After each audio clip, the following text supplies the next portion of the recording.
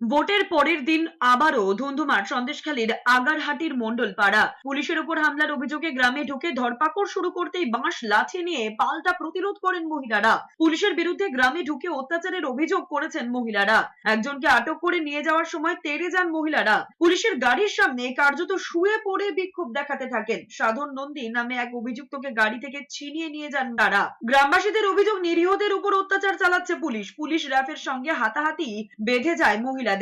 এরপর ফের র্যাফ কেন্দ্রীয় বাহিনীকে সঙ্গে নিয়ে গ্রামে ঢোকেন অতিরিক্ত পুলিশ সুপার দুর্বার বন্দ্যোপাধ্যায়। শনিবার ভোটের দিন আগারহাটির মণ্ডলপাড়া উত্তপ্ত হয়ে ওঠে।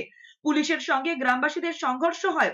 বিজেপি কর্মী সমর্থকদের ছোড়া ইটে বেশ কয়েকজন পুলিশ কর্মী জখম হন। পুলিশের ওপর হামলার অভিযোগ, শনিবার রাত থেকে ধরপাকড় শুরু করে পুলিশ।